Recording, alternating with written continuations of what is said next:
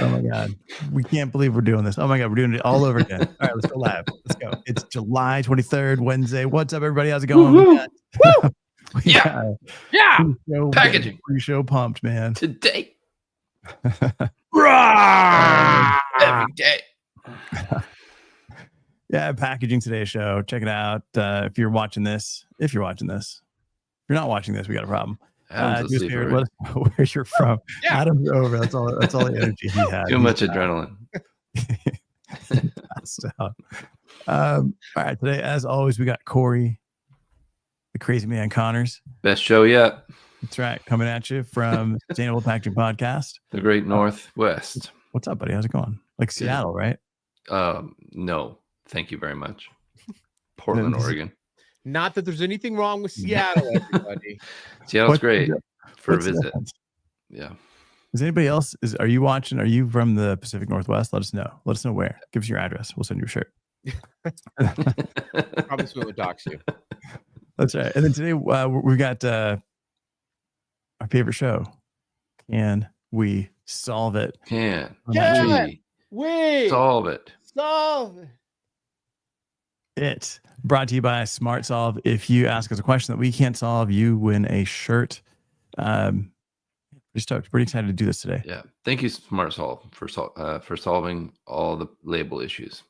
That's right. Because labels are not packaging. Hey, and then we've got Adam Peak. Adam? What? Peak. What's up, man? How's it going? Are you ready to talk some packaging today? Yeah, I'm so excited.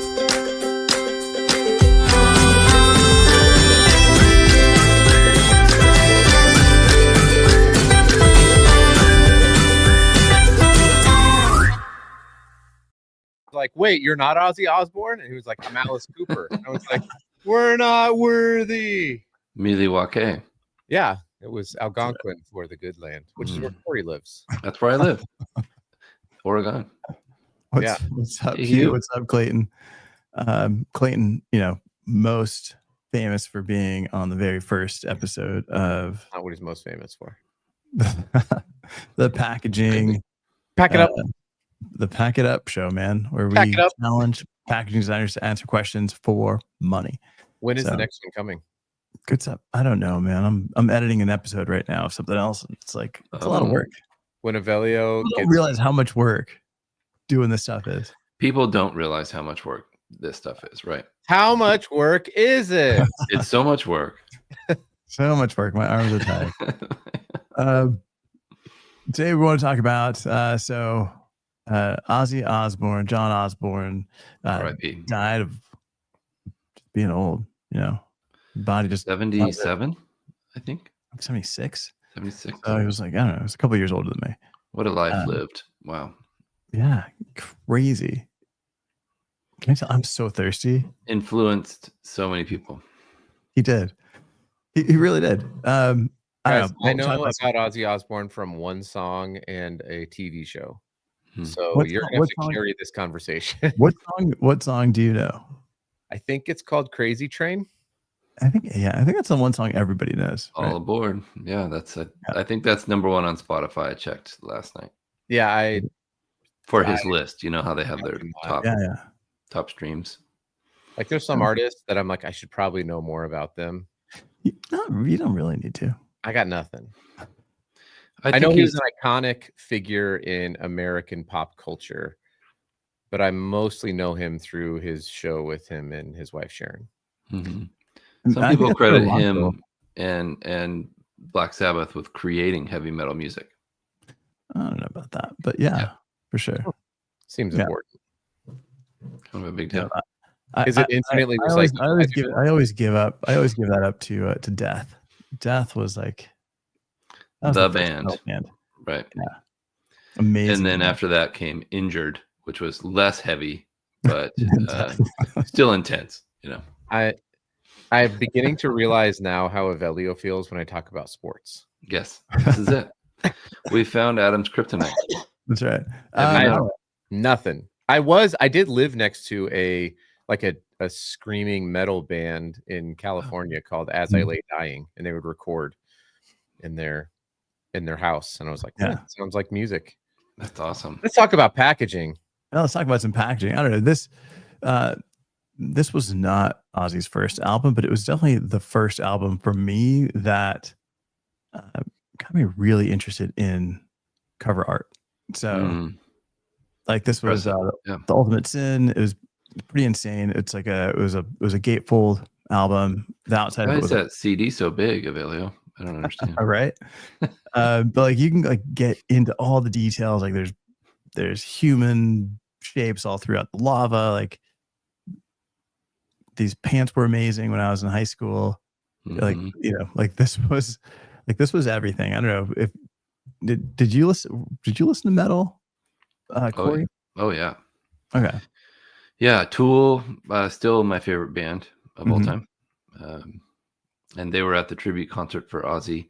I think this is really, you know, it's as good of timing as it could have been, because he just had this amazing tribute concert just a week or two ago with, I don't know, a dozen or two bands that played covers of his music and played their top hits of all time.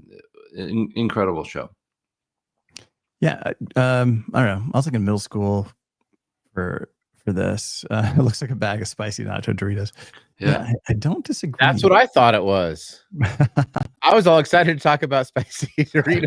That's a great point. Like, oh no, that's not it at all. No. Well, Avelio, you've often talked about getting inspiration from other things to bring into packaging. Is this a good example of that? Yeah, I think for me, like at that age, like middle school, like I was drawing a ton, you know, so like I would trace this thing, I would create my own versions of it. I think it kind of really got me into this, and then I started collecting different albums and different, you know, just different metal, different music. This one, I actually got introduced into metal by my neighbor, who was a Filipino gangster when I lived on Maui, and he would break into homes, he'd break into cars, and then anything that he got that was like metal or, you know, Howley related, he'd just bring it over and give it to me. Be like, hey, dude, do you want this? And I would take it. So he gave me like a whole case of like, nice to have a hookup, cassette tapes, and then like a big milk carton crate of albums. You know, at that age, you don't really realize what the hell you're doing, but whatever. My big brother had a record player in his room, and we would often sit there and listen to his music. He was more into things like the Smiths and Morrissey and you know, that style of music, very British and European. But no, I totally understand growing up being obsessed with music. Yeah, like music was everything. You know, that album and a few others were created by this artist, Boris Vallejo. Oh wow. And like he does all this fantasy stuff, right? So that's kind of like that was kind of cool too. It was like being introduced to different artists. But at that age, like I didn't really feel like Ozzy was metal necessarily. Yeah, he had a lot of ballads and things like that, right? Yeah, but he was, you know, he definitely did a ton of crazy stuff in terms of packaging. This was pretty nuts. This was Liquid Death partnership. This DNA can. So there were 3 of them. He drank out of them. He signed them, and then they packaged them, and then they sold these 3 each for $450 on their website. That's pretty cool. Part of a whole marketing thing. And then I think they're on sale now on Etsy for like $3,000 or something like that. That's easy money. How many NFTs do you get with it? Yeah, dude, 6 tons. Tons. But you know, again, from a brand perspective, partnering with somebody like this that you know is one, they're a lot of fun. You know, Ozzy did a ton of fun stuff with it. Was on his show. Like he was, you know, he's up for a lot of things. But then you also know he's going to die. So why not create something at the end of their life that's going to be memorable, and from a brand perspective is doing something pretty cool. That's a neat way to remember him, I think. Yeah, definitely cool. You know, and then you know, for music, like box sets are always amazing. This thing even has like a sleeve, and you know, it's like embossed. You open this up, like just the detail that goes into this kind of stuff is always a lot of fun. You don't see a lot of box sets anymore. No. And then you've got garbage right? Like this gets into like the Kiss level of garbage, but that they went nuts. Yeah. So that's it, man. So if you've got any Ozzy stories, let us know in the comments in terms of packaging or anything. And then we want to just shift. I know, Adam, you wanted to plug this next bit here. We're going to talk about some packaging. Just coming in from Matt before we switch to that. Anthony Bourdain's cookbook. I think the artist did stuff for Hunter S. Thompson. Yeah, some pretty cool stuff. I think the things that we see throughout life is just always inspiration. Yes. And then you wanted to plug this thing, right? Yeah. I just saw this on Instagram. I found out it's pretty old. But I just can't.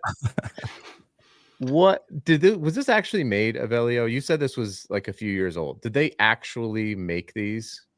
Yeah, I think so. I think it was just like a promo. Is it a Corona? Is that? Yeah. Well, yeah, there is literally like this is like the stupidity of packaging to me. Like there is no reason other than I guess marketing, but like imagine having to fill this. Oh my goodness. Yeah, they must have had to put together some kind of special conveyor belt. Yeah. And then you have to put it in some sort of a different kind of weird box. And yeah.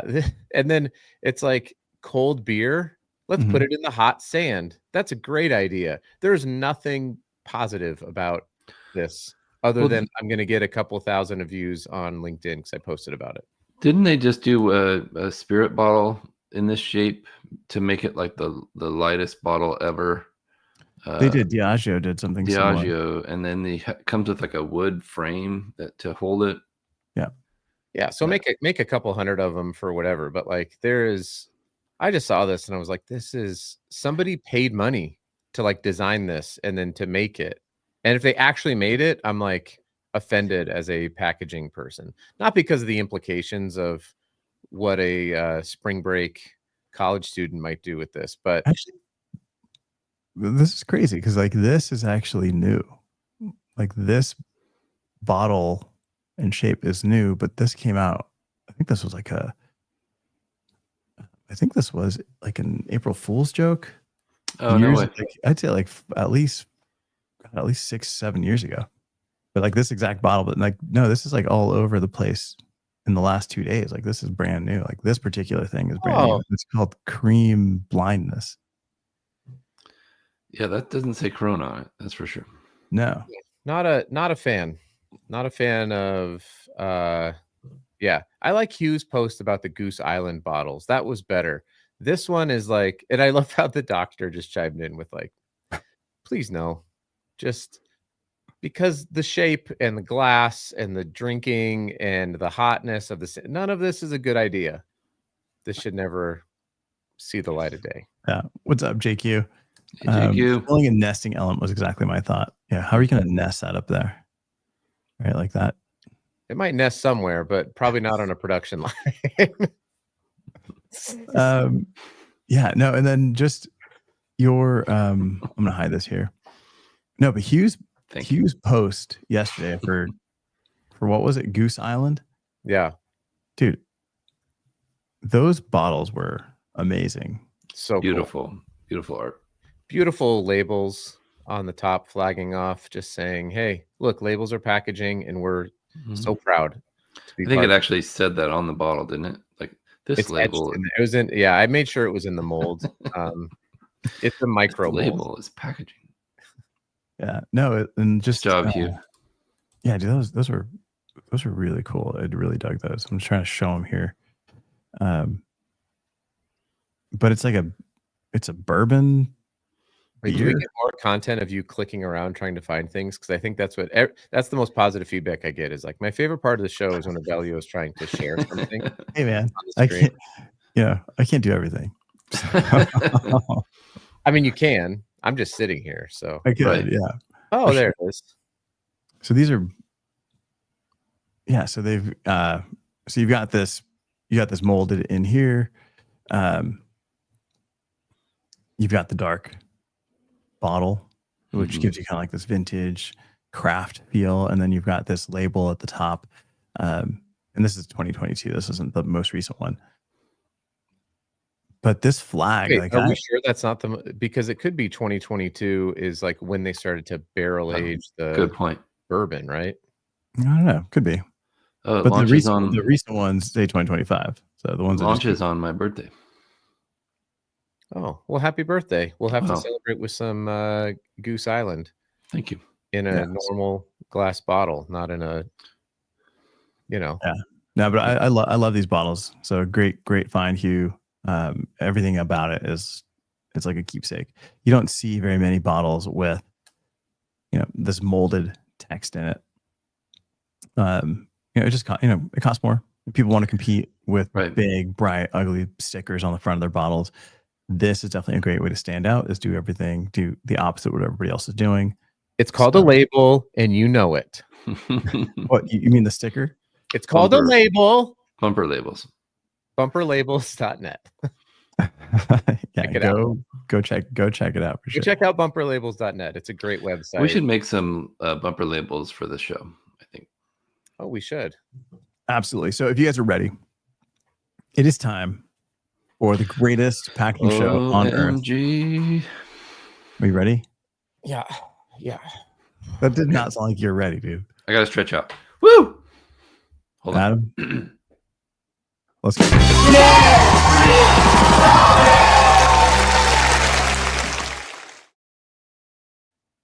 All right, people, let's get to Can We Solve It?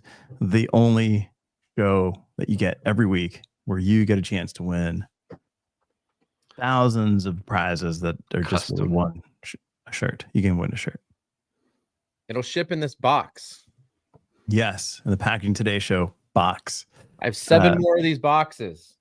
I want to get rid of them and send them to you. So what do the folks need to do, guys? Ask us a question about packaging, right? That we can answer. Mm-hmm. Yeah. So what is it? Break it down, Adam. So here's the name of the game. Okay. Me and Avelio and Corey, we talk a lot, but that doesn't mean that we're smart. And this is true. And so we're pretty easy to stump, and we have these great partners at Smart Solve who came up with this idea to have a weekly segment on Wednesdays called Can We Solve It by Smart Solve, because Smart Solve is solving some very difficult problems in the world where they created packaging that turns into cellulose, no microplastics, and dissolves away if it ends up in water systems. So, Jonathan is here for the glass torpedo in the box. I cannot ship you the glass torpedo. False advertising. What we're doing is every single Wednesday, you can come on here. You can ask us a question in the comments, either on LinkedIn or on YouTube. I was even thinking, guys, we have a phone number that people could call throughout the week and leave a voicemail with a question. We could play that. Maybe we incorporate that in. I don't know. Don't give him my phone number again, Adam. Yeah, I'm going to dox Corey. Milwaukee, Oregon. So get your questions ready. Get your question ready and ask us a question. I think we can only really give out 1-ish shirt a week. 2 if we're feeling saucy, but ask us any question about packaging, anything, but it has to be like verifiably true, right? So if you're just like, hey, are labels packaging? Yes, done. We already know that one. Check. If you say like, hey, what's your favorite Ozzy Osbourne box? Well, that's a question, but you can't stump us with that because more technical, more Like, how's the box made? Stuff like that. For example, there is a company in Carrollton, Georgia, that was founded to print record sleeve packaging. It was Bo Jackson packaging. That's what they did. What do they make now? That would be a question, right? And the answer would be Printers Ale Brewery. So there is a printing company that half of the building is now a brewery where you can go and all of the beer is named after printed packaging. We should totally go do a show there. I know that because I've been there, but these two idiots don't know that. But who goes to Georgia? Yeah, Georgia. The That's devil really, did. That's like hot Went and down to sweaty. Georgia. oh, play that clip. Picking up. Okay, so all the questions. Yeah. All right, so let's get to some questions. You know what? I would love a question from JQ, but if you've got a question, throw it in the comments. Otherwise, JQ, we're counting on you. Send you a shirt, Jonathan. What kind of resin was JQ born in? Yes. Yeah. PP. Yeah. That's the question. Yeah. There's so many. Okay. Here we go. Here we go. What is JQ? He's gonna ask a really heady question, and I'm gonna leave it to you guys. Is there a maximum amount of recycled content that can be incorporated in a stand-up food pouch? Jonathan, critical point here is the word food. I think this is a trick question. Jonathan, here's the deal though. You got to get more creative with this because this is a yes or no question and there's 3 of us. So one of us can say yes, one of us can say no, and then we're going to get it right. So maybe instead Instead, we need to be able to say what is the maximum. What, because the question in this form, we're totally going to nail it. I say yes. I say maybe. Yeah. Corey says no.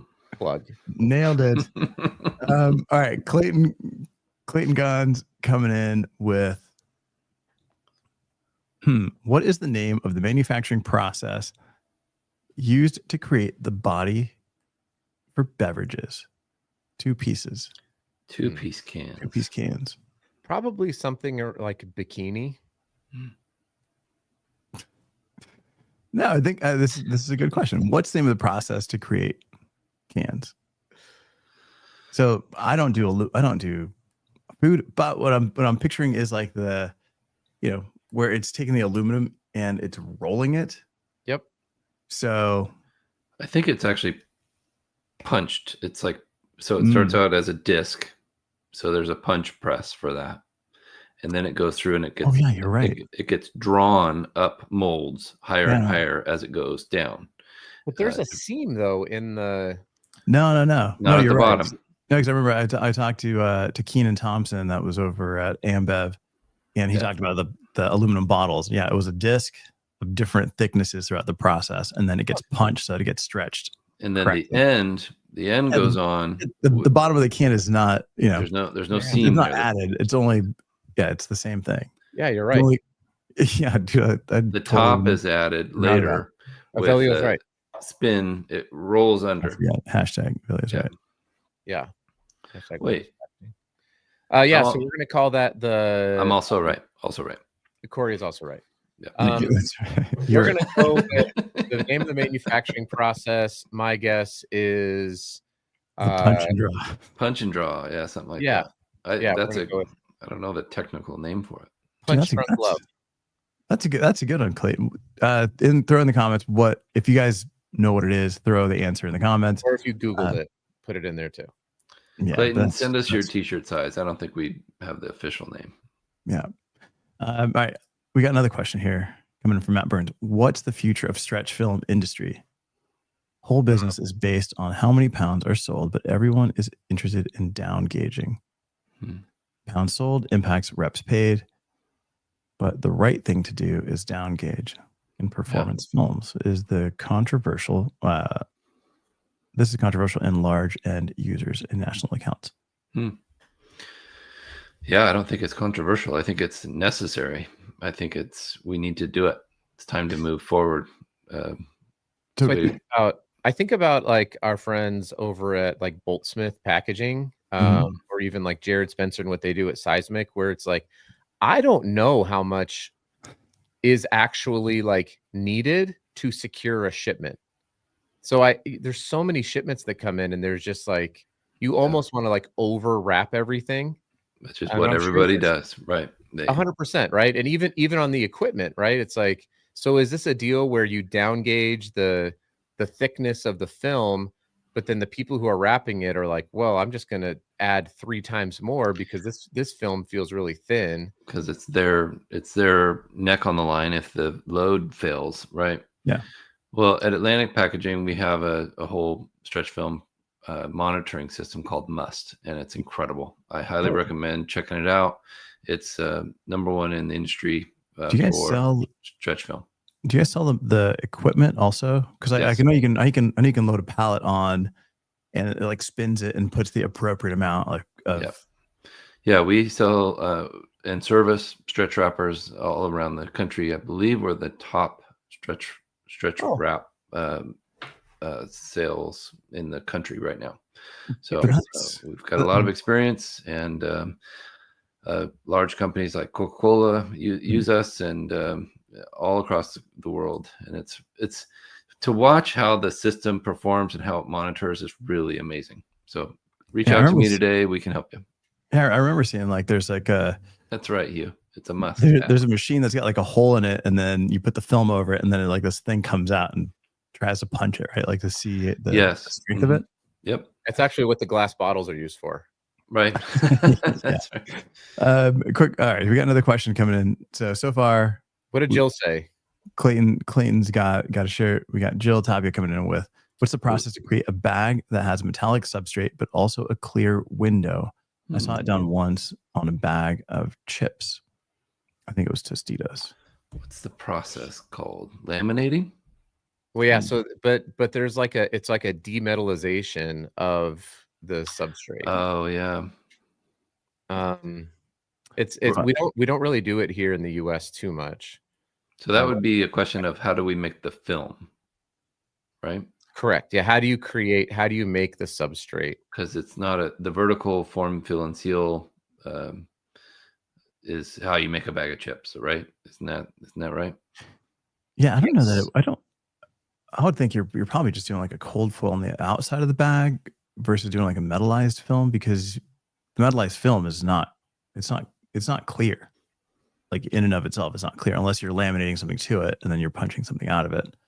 No, there's a word though. It's not a cold foil, because the cold foil units I don't think are that. These are massive presses that are making these things. I mean, there is like, it's like a demetallization process almost, and I don't remember exactly what it is. I could be wrong, but I'm pretty sure it's a different.